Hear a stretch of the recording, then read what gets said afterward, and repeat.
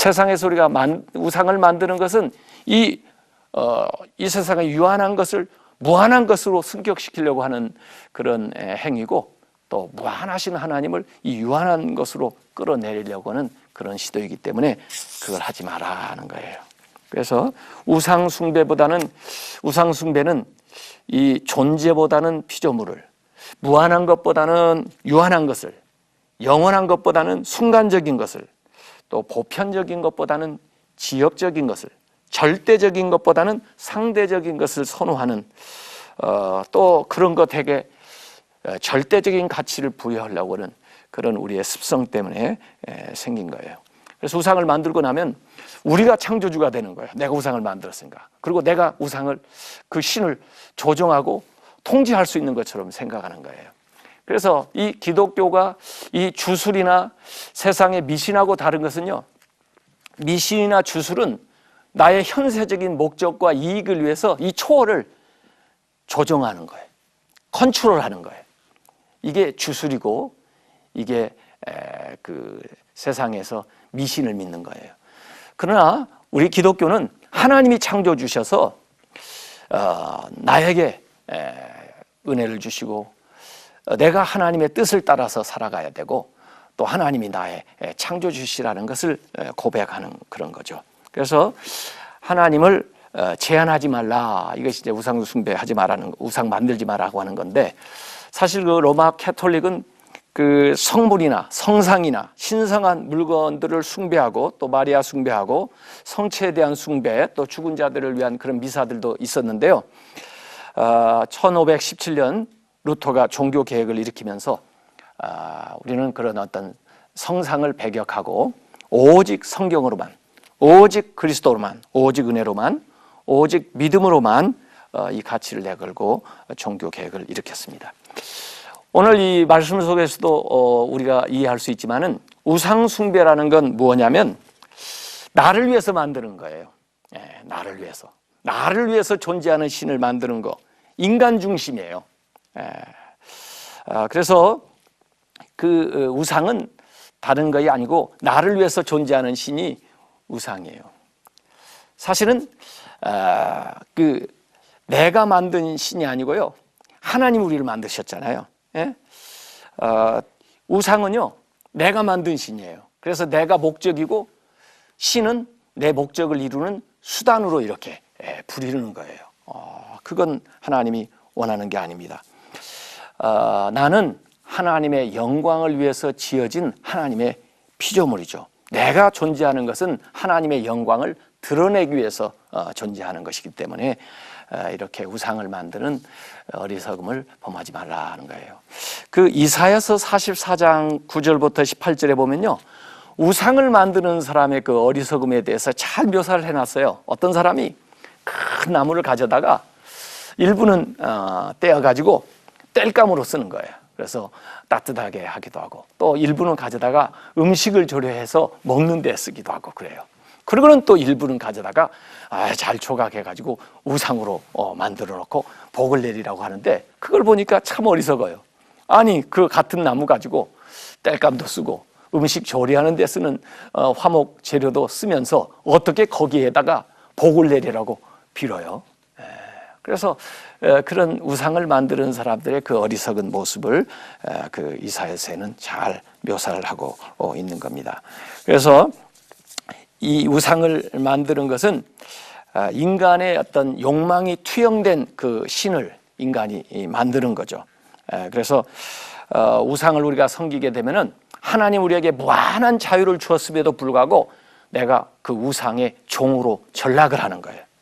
그래서 하나님께서 우상 숭배하지 마라 하는 것은 내가 너에게 자유를 주었는데 너희들이 스스로 종이 되지 마라 하는 그런 말씀이죠. 더구나 오늘 말씀에 보면 하나님을 어떤 하나님이라고 얘기했냐면, 하나님은 질투하는 하나님이다 그랬어요. 그 질투하는 하나님,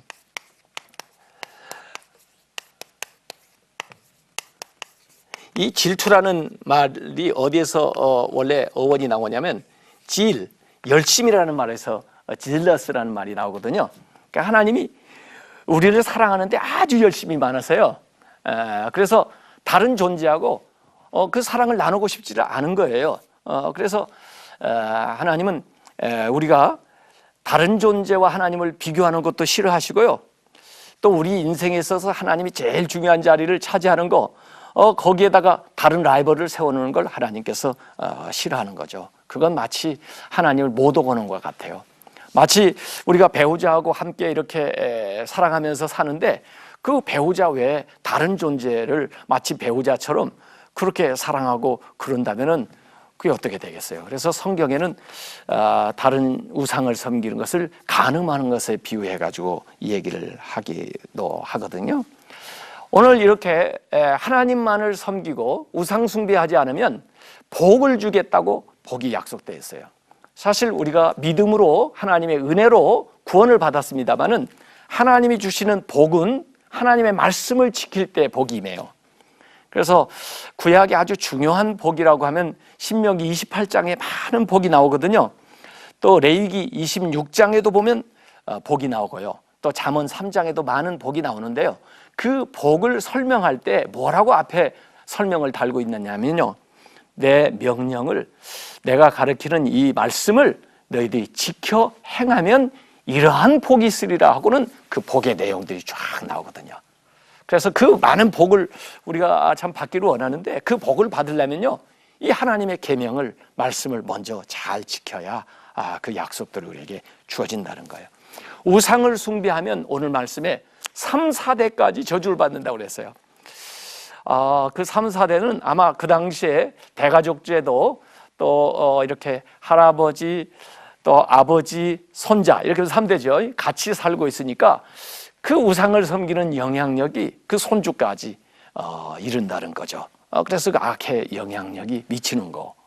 그런데요, 이 하나님을 잘 섬기면은 복을 주시는데 3, 4대만 복을 주시는 게 아니고 1000대까지 복을 주신다고 그랬어요. 그러니까 얼마나 더 커요. 그러니까 하나님은 자비와 또 하나님이 복 주시고 싶은 마음이 여기에 그대로 나오는 거예요. 그래서 우리가 정말 하나님의 이 말씀 안에 기록되어 있는 모든 복을 누리려면은 오직 하나님만을 우리가 섬겨야 그 복을 받게 되는 거죠. 그리고 우리가 하나님을 잘 섬기게 되면 그 영향력은 내가 살아서 보는 내 자녀 그리고 내 손주 때에만 미치는 것이 아니고 내가 이제 하늘나라 가고 나서도 내 자자손손 1000대까지 이 복과 은혜가 그 영향력이 흘러내려간다는 것입니다. 그래서 오늘 두 번째 계명을 우리가 더 긍정적으로, 우상을 만들지 마라 했지만은 그걸 긍정적인 표현으로 바꿔서 이 얘기하면은 하나님을 진정 하나님 되게 해라 이거예요. 하나님은 정말 무소부재하신 하나님이고 하나님은 초월하신 하나님이고 하나님은 언제든지 계시는 하나님이시거든요.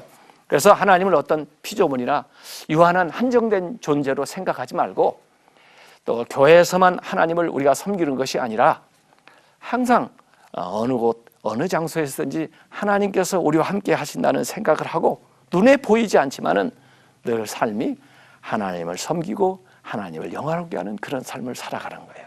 근데 우상을 만드는 사람들은 어느 공간에다가 또 어느 시간에 이렇게 우상을 만들어 놓고 거기에 가서 그걸 대면하는 시간에만 자기 신을 섬기는 것처럼 해서 신을 제한을 하고 신을 피조물처럼 전락시키는 그런 일을 하는 거거든요. 그래서 하나님은 절대로 그런 일을 하지 마라. 그래서 형상이 없는 그런 예배 또 그런 신앙을 우리에게 당부하고 있습니다.